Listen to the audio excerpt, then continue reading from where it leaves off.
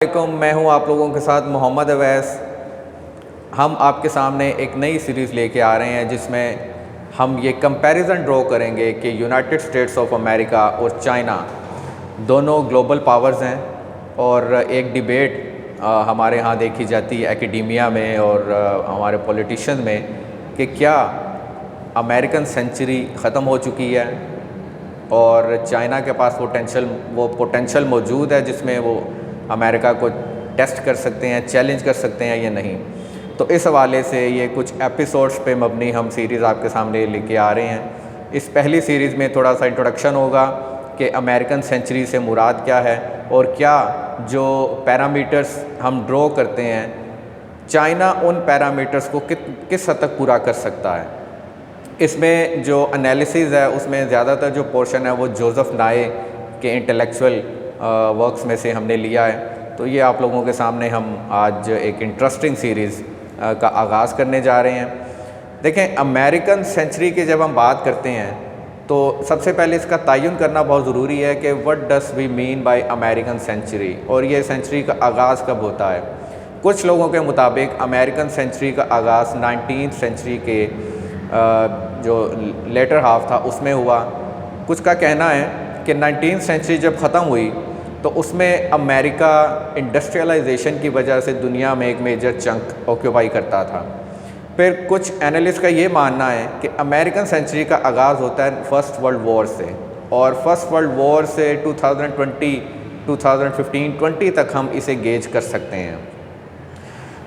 जब भी हम किसी भी स्टेट की पावर को मैयर करते हैं तो उसमें 3 चीज़ों पे हम लोग फोकस करेंगे: economics, military and soft power.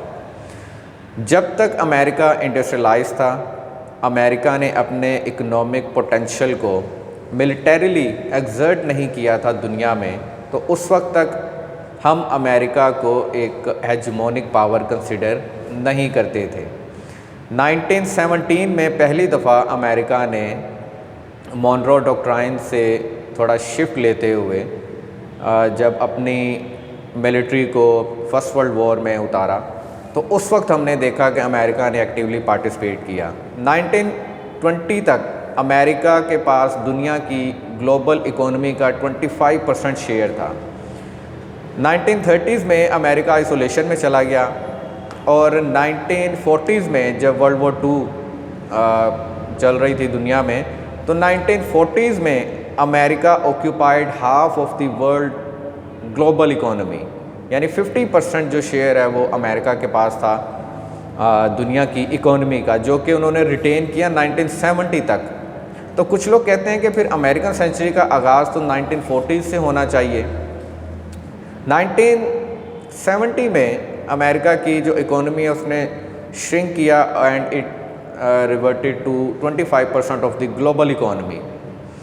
अगर हम कुछ रिसेंट पोल्स का आपके साथ रिज़ल्ट शेयर करें तो 2011 में 38% of the Americans believed that America is no more hegemonic power और 2014 में ये जो नंबर है ये 28% था। 28% ऑफ द अमेरिकन्स बिलीव्ड कि America is not the sole super power of this world.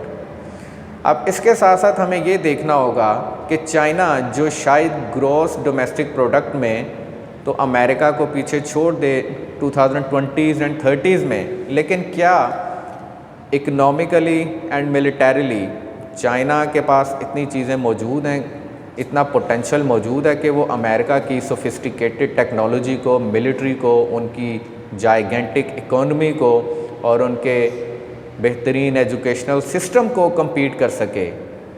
इसकी आपको एक मैं छोटी सी एग्जांपल देता हूँ, उसके बाद हम नेक्स्ट एपिसोड में इसे कैरी ऑन करेंगे।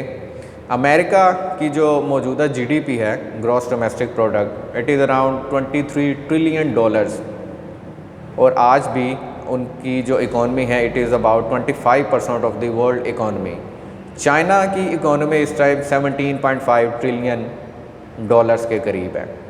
अगर हम रिज़र्व्स की बात करें या फॉरेन एक्सचेंज रेट की बात करें तो American dollar still has 81% of the total share of foreign exchange in this world, और जबकि जो चाइनीज़ करेंसी है it is mere 9% of the total foreign exchange in trade and other transactions।